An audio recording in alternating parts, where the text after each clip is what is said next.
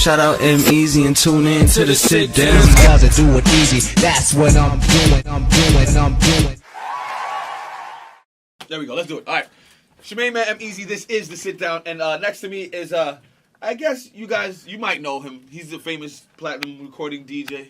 Does a lot of stuff, producing and all that stuff. Yeah, all that little stuff, right? He's a friend of mine. DJ good friend, my brother. DJ Webstar's in the building. Yeah, I'm here, bro. Webstar, what's up, man? It's been a while. I miss you, kid. Can't complain.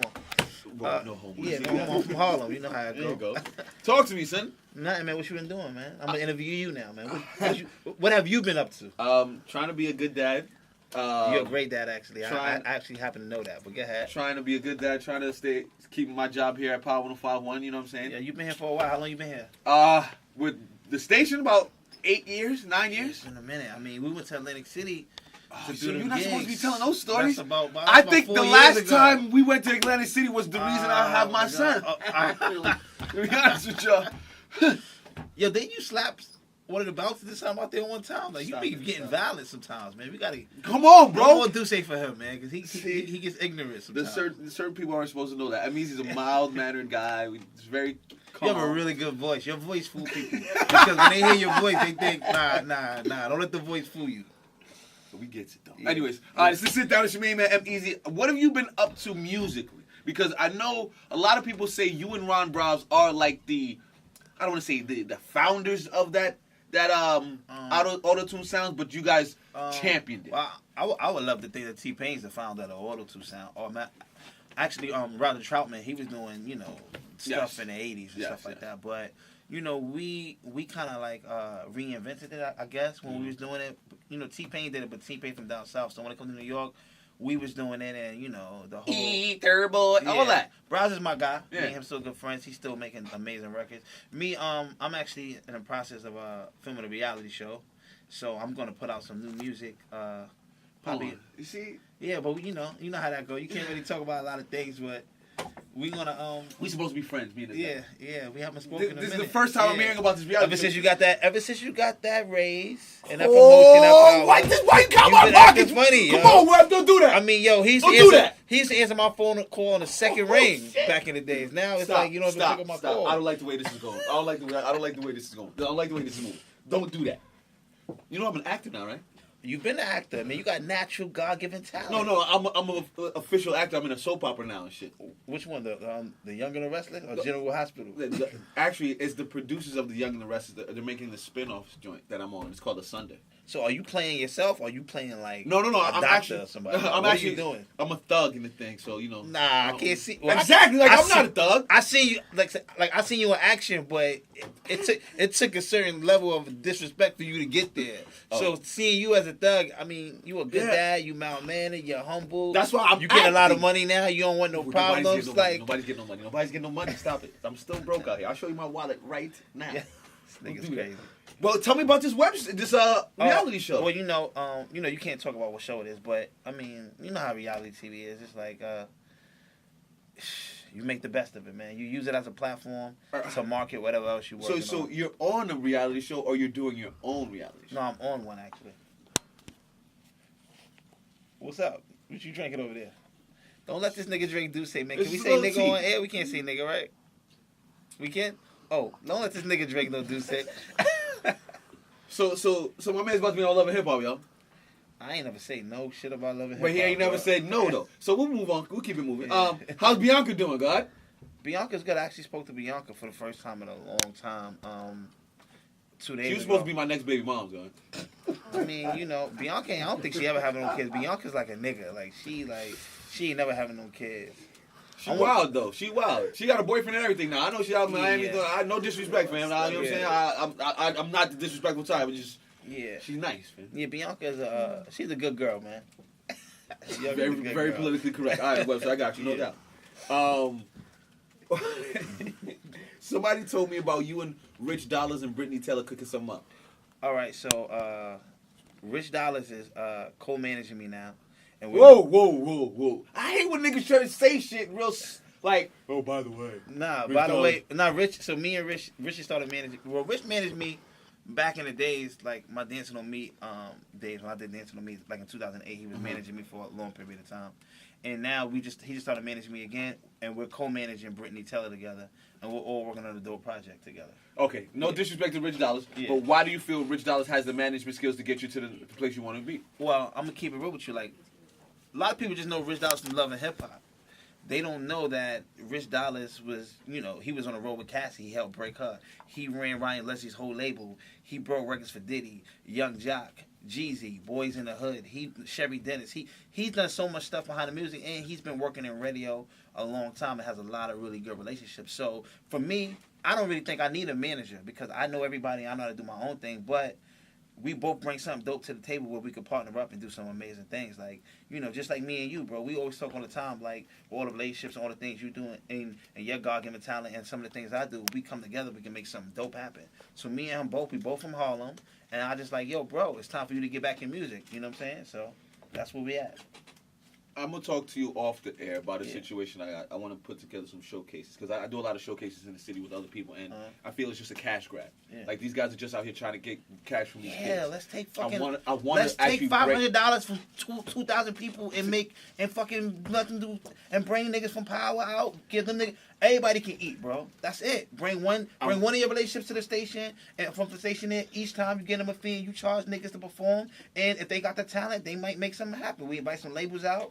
We make some money. They get the opportunity. We give them a platform. Everybody wins. Yeah. That shit is simple mathematics. I'm going to speak to you about that situation because I think you could help me move that along. Well, we can help each other, bro. I think there's a lot of talent in New York City, but they're not getting the proper management, the proper massaging, and the proper. But you have the platform and the voice and the social media. So you want to put that on my back, God? No, I'm saying you have it, yo, bro. You have it, bro. I'm gonna try. Listen, I'm looking. Bro. I'm looking. I'm watching DJ Self and Dream Doll out here with everything nice, and I'm like, yo, where am I gonna get one? Yo, you touching? And he had Cardi B. Where am I gonna find one? Goddamn. He should have signed Cardi, bro. He dropped the ball on that. Oh, listen. I've heard about stories. I'm not gonna get into nobody, but Cardi B's out here getting one thing about business. All right, so Rich, that's my boy. Shout out to Rich. That's my boy Tiana Teller, brother, right? Yes. He was supposed to bring me Tiana. He never brought it, but we won't talk about that now. When I first started, I would have took Iman even if you would have done. Look at that, no doubt. Niggas retarded.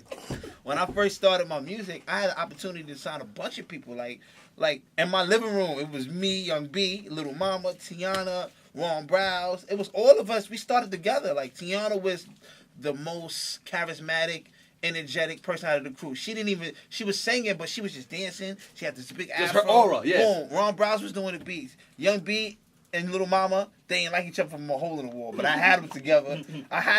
Because they both was talented. We was going to Def Jam every day trying to get a motherfucking record deal. Next thing I know, we make this record, me and B.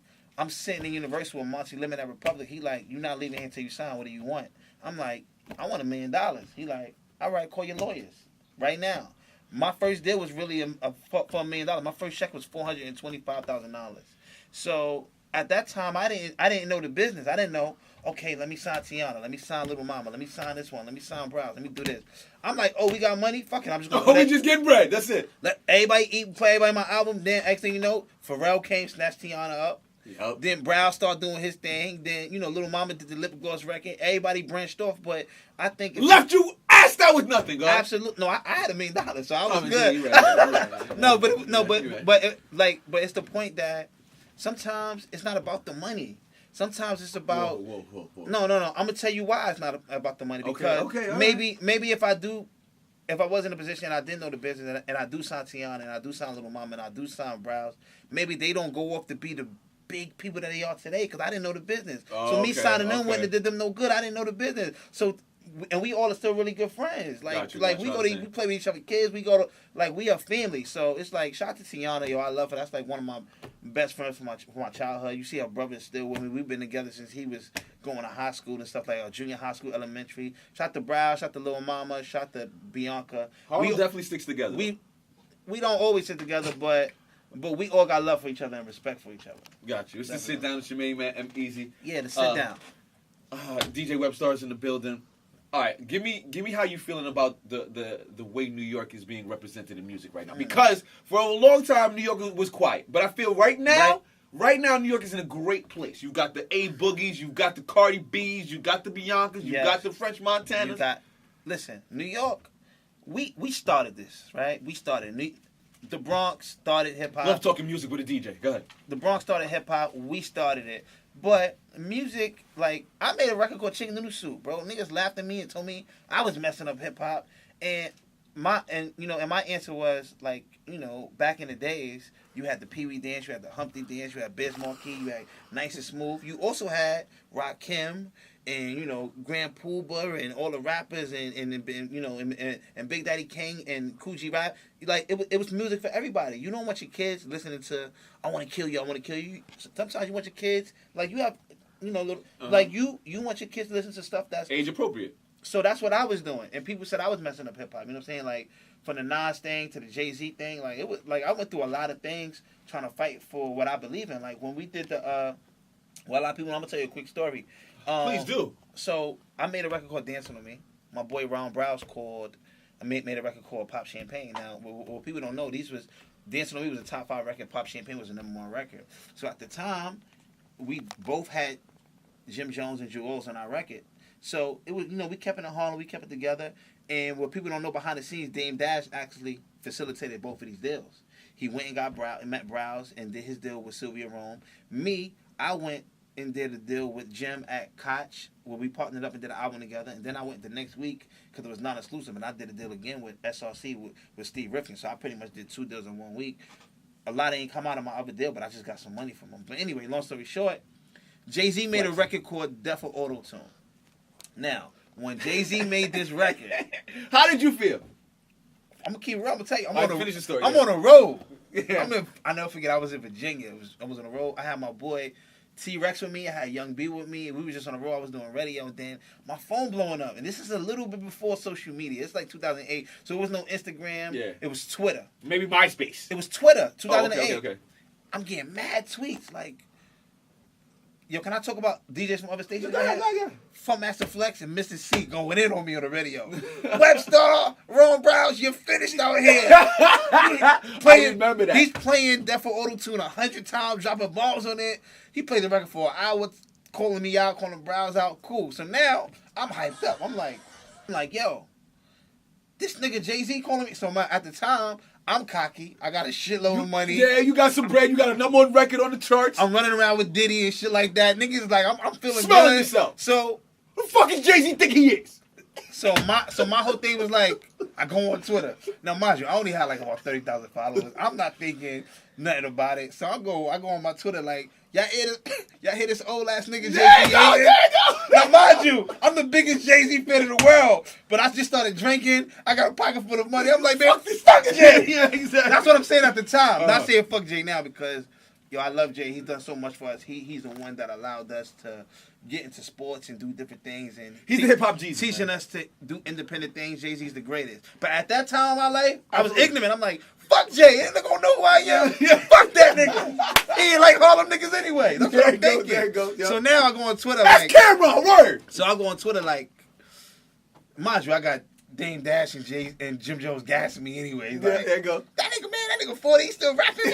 Fuck that dude. Dave is crazy. So anyway, I start tweeting like, y'all hear this old ass nigga Jay-Z hating? And then I start kicking like my Harlem shit. I said a 40-year-old billionaire can't relate to a 17 or 16-year-old kid in the projects. Right now, it's 2 different times. And I was and the same thing I said about you, I said, yo, listen, it should be enough money for everybody. Like Jay-Z has got money and done stuff for a long period of time. So, you know, let us get some of the crumbs. Like everybody ain't gonna be Lil Wayne or Jay-Z or Drake. There's some people that are gonna be on a lower level than them, but they still gonna be able to make money and provide for their family. You know what I'm saying? Money don't make you the person you are. Like character and having a relationship with God and being family, that makes you who you really are. Because there's people that have millions of dollars and commit suicide. Money don't make you happy. It's about everything else you're doing. Like, well, I fucked up. I made a big ass mistake when I talked about Jay. Absolutely. I'm surprised you're still here. I'm gonna keep real. Jay-Z makes people erase. He so erases boom, people. this is crazy. So now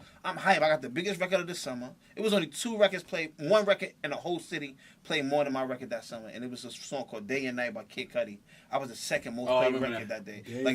This is facts. I'm not just talking shit. You can go look this shit up. So now we have Summer's Year. I got the hottest shit out. Soulja Boy got a record called "Hop Up on My Bed, Turn My Swag On" with Auto-Tune. Yes. me, Jim, Jewels, Browse, we had this whole idea. Well, I came up with the idea. I ain't gonna put it on them. I had this whole idea to do a fucking funeral at Summer Jam. So we was gonna bring a casket on stage. We was gonna call Rev Run, get him to do a eulogy, and we was gonna bury Auto-Tune. But then we was gonna perform all our Auto-Tune records. Soulja Boy was gonna hop out the casket. We had a whole shit planned out. We backstage and shit like that. You know what I'm saying? We chilling. Niggas back there, Jim back there, you know, getting ready. Wasn't Jay-Z at that Summer Jam? This is what I'm about to tell you. Okay. This is good shit. Yo, so next thing I know, we backstage. Only thing you hear is the whole crowd go, like, the fuck is going on out there? Like, shit was shaking. We backstage, but mind you, they got TV just like that. But we not even watching this. Niggas on stage, you know how niggas be like, nah, we getting prepared. Like, we getting in our zone for our performances. So, my manager, Big Fish, I don't know if you know Big Fish. Big Fish is big in the city. You know, like, he's the own club, Exit, Avalon, Mansion. He did a bunch of shit. Anyway, he couldn't pop the girl at Exit one time. Oh, that was dope. I fucked the bitch in the DJ booth back in the days. Anyway, yo, so motherfucking, Fish come back like, yo, man, y'all can't, whatever you got planned. Now, I don't know if you paid attention, but if you ever seen my Dancing on Me video, we got the Beyonce from the On My Single Ladies video in the video with the same outfit doing the same dance. Like, we was kind of like... Okay, making... Yeah. It was like, we kind of like having fun with it and all that, which was the stupidest shit in our world. Like, if you know anything about music and anything about anybody who knows anything about what's going on with social media and the way the world works now, niggas know Beyonce is a god. Beyonce is the most powerful influence probably with females in the whole entertainment. I don't know one female more powerful than her. She might be more powerful and more influential. I ain't gonna say powerful. She might be more influential than Oprah right now because everybody looks to her for everything. Right? I don't even think it's the question. I think that's a handslide. I think Beyonce is amazing, but she deserves it because we've seen her career from boom, boom. But back to the story, they like, yo, Jay-Z's on stage. Now, mind you, this was a week after he dropped the record. So I'm like, that nigga dropped that record a week ago. Niggas ain't gonna know that shit by the time Summer Jam comes. It's like 5 days. Man, the whole stadium, 55,000 people going, nah, nah, nah, nah, hey, goodbye. The whole arena's doing the record, and this one made it worse. T-Pain was standing right there. T-Pain goes on stage with him. T-Pain's going on stage with him. Now, T-Pain wasn't supposed to go on stage with him, but T-Pain being smart. No, he's smart. He like, fuck that. He wasn't talking about me. He was talking about them niggas. I'm going on stage. He was smart. That was genius. So now T-Pain good. And then after that day, man, I realized something. I was like, yo, man, like, sometimes you gotta just shut the fuck up, man, and just, wait your turn because who am I to say anything to Jay-Z? Jay-Z probably wasn't even thinking about me. It could have been. No, don't do that. I'm gonna tell you why. I'm gonna tell you why. It's bigger than me. Why would Jay-Z care about what fucking record I'm making? He don't give a fuck about me. But, Dame Dash was facilitating the deal. So, I mean, I don't know what they was going through at the time or whatever. Jay-Z's a genius. He's smart. He moves strategically. Everybody knows this. Like, if he does something that's for a purpose, he's not... Exactly. So but this is what I was happy about. Every interview Jay-Z went to after that. Because it went viral on my tweets. So every interview Jay-Z was doing, they was like, so how do you feel about DJ Webstar? I still got some of them. I'm going to send them to you if you got the site, you put it up. They was like, yo, how you feel about DJ Webstar, calling you, you can't take nobody that serious. And Jay-Z was like, nah, Web is a good kid. He don't know no better. If he knew better. Jay-Z said, I had this shit on my answer machine for like 2 years. I was happy he knew who I was. This is another thing I'm going to tell you nobody knows. So boom, Angie Martinez's birthday is around that time. Shout out to Angie. Cool. I love Angie. And she did a birthday party and all that. So I go to actually I think her birthday is in the wintertime because I had a coat on. I forget. I still got the pictures. I go to this party. It was at a club called EmEz. It was right behind a club called Pink Elephant. Yes, I remember Pink Elephant. Now, if you know Pink Elephant and Mansion, it was a front and a back. It was like on 28th and 27th. I think EmEz was on 27th. So I leave the party and I go into EmEz to Angie party and they had a VIP section. And inside the VIP section, it was another VIP section because Jay-Z and Beyonce was there. So it was Jay-Z, Beyonce inside the VIP. So there was a VIP inside the VIP for Jay-Z and Beyonce. It was a double VIP. It was like a VIP you couldn't get into, but if you got into that, you definitely wasn't getting. Like they had like the fucking president detail. It was niggas with earpieces. It was all kinds of crazy shit going on. Obama wasn't getting back there. So boom, I come in there I got a red Montclair on. That's why I know it was the winter. So I had a red Montclair on, big ass chain shade. I had 2 white bitches with me. I don't know why I had white bitches with me. I was just feeling myself that time. I had 2 white bitches with me. So boom, I walk in the club and I see Jay-Z, Beyonce, DJ Clue.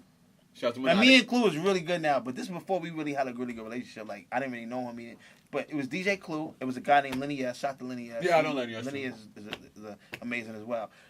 And they was all in.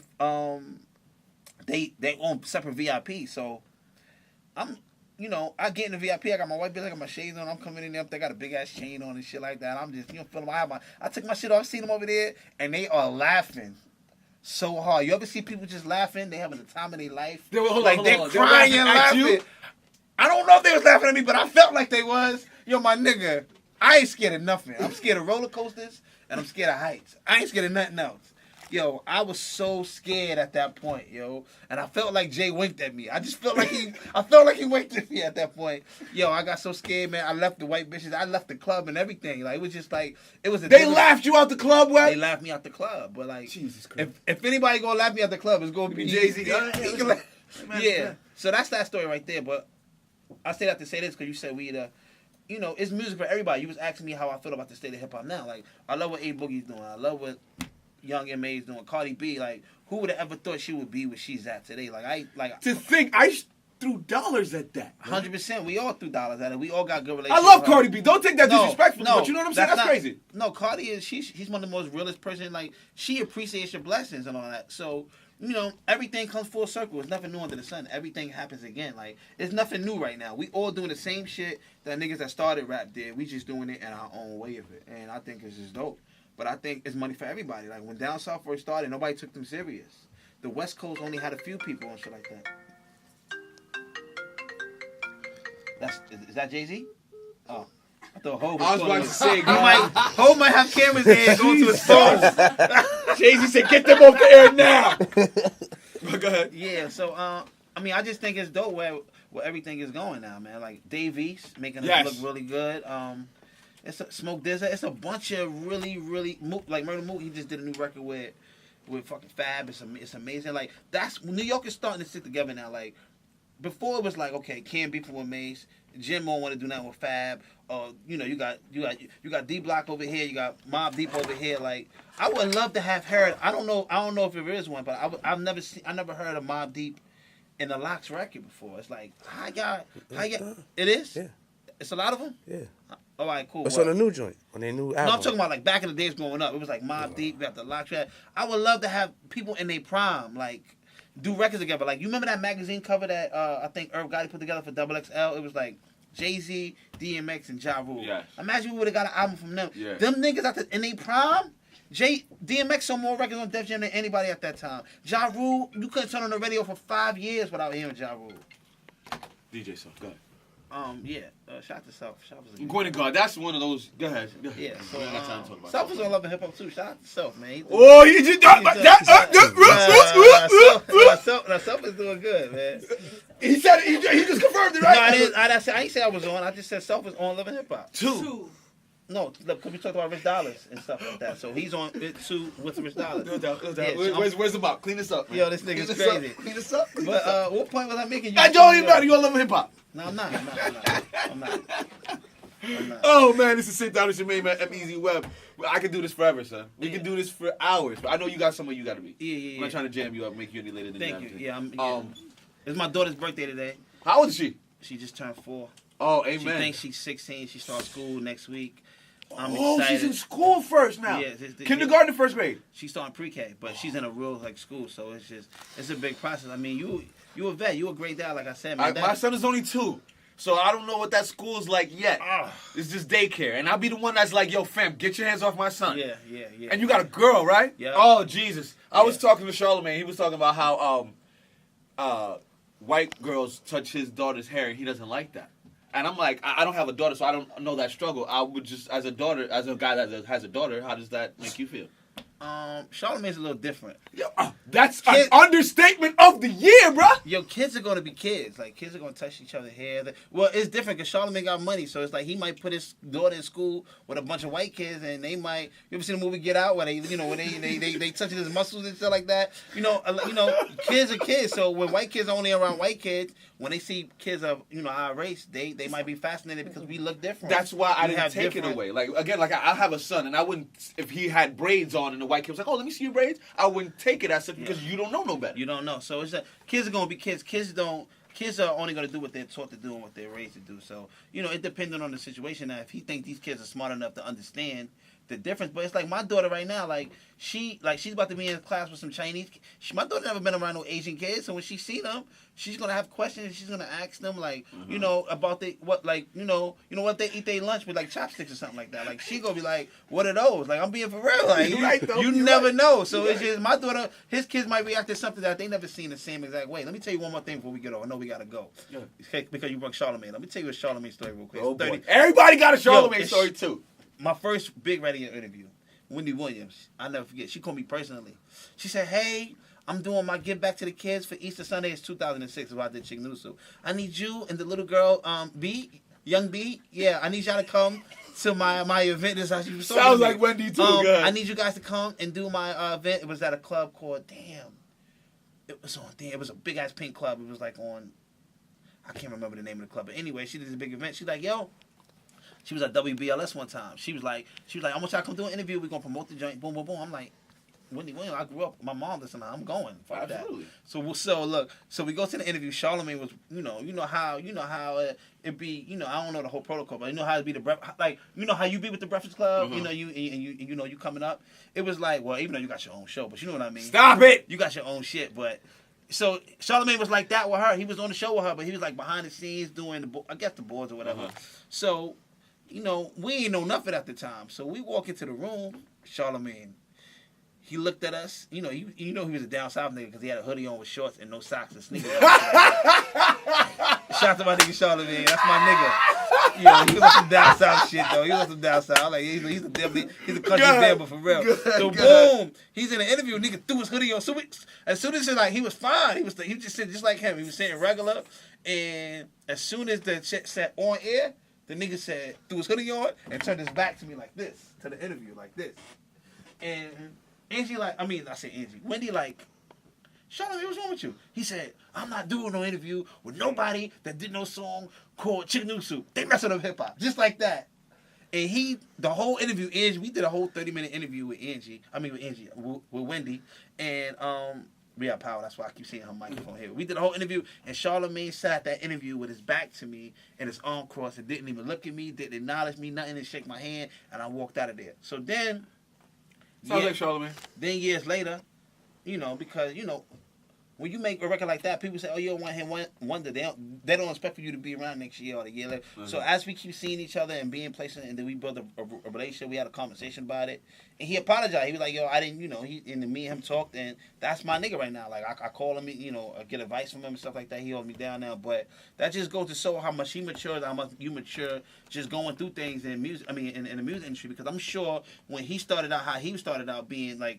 The personality he is, he had to go through a lot of, trials and tribulations himself. And I'm sure he probably recognized the shit he had to go through and recognized the same shit I had to go through. He probably just had a different respect for me. So, shout out to him. So, that's the last story I'm going to tell. I got story for days. Well, we got to do this all We got to do this again, bro. You got to bring me the co-host with you one day. We got to interview somebody else. Oh, listen, I got a podcast I'm doing, too. I'm going to have you come check What's out the name the of podcast. It? I haven't put it out yet, but it's probably going to be... Is it called Easy Breezy? That was one of the names we threw on the wall. It was one of the names we threw on the wall. Yeah, shout out to Too Cool, bro. This nigga is out here working hard and shit. Yes, absolutely. Tearing up New Rochelle. Got the restaurant up there. I'm going to go up there and eat for free. I can't wait. I'm waiting for him to bring me some over here, goddammit. Sugar plums, right? Yeah, Sugar Plums, bro. Shout out to Sugar Plums, bro. Shout out to everybody here, bro. Yo, I got so much respect for you because I seen your grind. Where you started from and where you at now. We're not done yet. We're not done. No, I know you say I see now. No, we're not done yet. I haven't reached the top. No, I seen where you came from and I seen where you are now. I don't expect for you to stop no time soon because I seen your work ethic and how much you need this. Well, so just shouts to you when you really get and you know where you really your goal is. If you change your motherfucking nipple on me, bro, I'm releasing them fucking videos from Atlantic City. Yeah! Stop it. Atlantic City is what happens in AC stays in AC. There we go. Right? Webstar, I appreciate you for coming, my G. Absolutely. Any last words you want to tell the people? Nah, just stay tuned. That's it. Mona, stay tuned. You have to come call me one of these days, Mona. You know what I'm saying? Eventually, I'm gonna get that call. Nah, here we go. My nigga. To sit down with your main man, EmEz Webstar. My brother. Shout out EmEz and tune in to the sit down. Doesn't do it easy. That's what I'm doing.